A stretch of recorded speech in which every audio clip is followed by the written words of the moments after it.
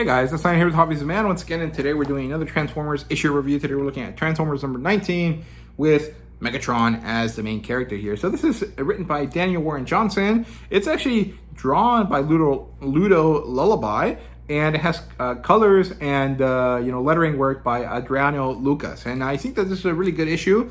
I enjoyed the art style here quite a lot. I think Ludo Lullaby does a good job, but it's kind of clear that he doesn't really have like a very strong familiarity with the shapes of the Transformers, especially the G1 ones, because at the end of the issue, right when it's most important to really capture the essence of the characters, there is this moment where I think it's Shockwave just kind of completely loses his face, like his head doesn't look the way it's supposed to. And there's a few other moments here and there throughout the story where it felt like Megatron didn't quite look the way he was supposed to. And it's not really a big deal. Overall, this is a really enjoyable bit of artwork here. I really enjoyed this issue, but there are those kind of mistakes that maybe they need to be worked on, and they have to be watched out for by the editors, right? So yeah, let's talk about the actual issue here. So in terms of story, this is a Megatron-centric story. This is kind of interesting. It kind of follows a similar path to the way that Thundercats issues are kind of structured, where you introduce a character and then you go back and you tell a story of them, and then you continue on from the issue previous to this introductory story. So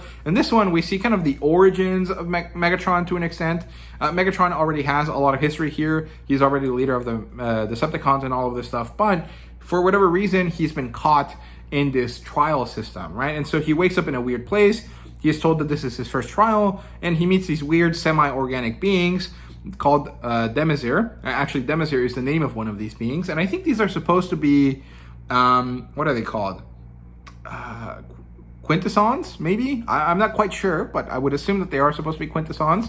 But I don't know enough about that sort of Transformers lore to really, be 100% sure. But this guy Desimir kind of makes him into a sort of gladiator, and he makes him run through this looping, trial here. So initially, he fights against these things called the Sharkticons, right? So these little critter things here, they're all supposed to be like little Jeff the Land Shark type creatures, and they have hands and feet and all of this stuff, and they have these giant, shark teeth, and he beats them pretty easily, but he's constantly having to fight them. And they're these silly little evil guys, and I quite like them. I think they're cute.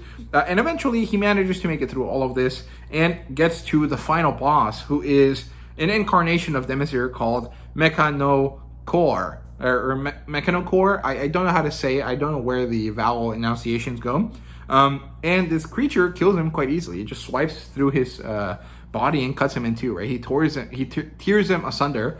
And it's pretty cool. I actually find this interesting that this happens, right? And so when he dies, he gets reawakened, and he goes through the trial for a second time, then a third time, then 10 times, then 200, then 300, and then eventually 500 times. And so this trial is on repeat in order to try to teach Megatron humility. He is nothing but an insect under the boot of these higher powers, right? Which I guess are supposed to be Quintessons, right?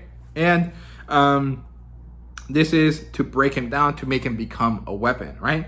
And this is figurative and literal, as eventually Megatron is about to fight Mechanocore again, and when he does, or when he's about to, they're told to stop by this voice from the kind of outer realm, basically. It's kind of far above them, right?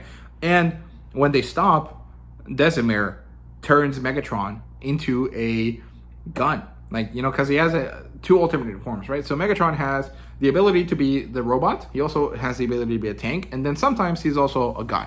And in this case, he's a gun. He got zapped and he got turned into a gun. And apparently it seems like this was done by Desimir. And then he's taken in hand by Desimir. And this is when it reveals that this form allows Megatron to take control of the people wielding him. Now, I'm not sure that works, because the literal symbolism here is that Megatron is a weapon that has to be pointed by someone, that he is not really in control, right? That is what the gun symbolizes, right? At the same time, for whatever reason, they're kind of going with like the guns kill people, not people kill people kind of concept here, where Megatron, by becoming a gun, empowers someone to do something that he wants, right? He turns them evil in some sense. And I understand that, but it kind of doesn't go well with kind of the modern understanding of guns, right? Guns are tools. Guns don't kill people, people kill people, and they use guns to do it, right? And so Megatron being this weird inversion of that works, like it makes sense logically, but I think that the symbolism is incorrect in this case. Megatron should have not done that, or should not have been turned into that, because that makes Megatron lesser in my eyes. It makes him a tool instead of the one holding the tool, which feels kind of weird. There's a kind of sense to this that doesn't really quite make sense, right? And as he, turns into this tool that then Desimir uses to kill himself because Megatron forced him to, we end up back in the end of issue 18, leading into Megatron and Shockwave, or Soundwave, and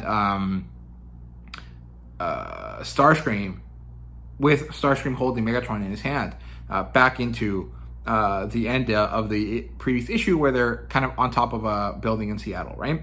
And overall, it was pretty cool. I enjoyed the artwork quite a bit. Like I said, I did not really understand the metaphor that what they were going with for the gun form, because to me, the symbolism is quite clear that Megatron becomes a tool because he is, full of hatred, and now he needs someone else to point him because he is not really strong in the way that Optimus is, right?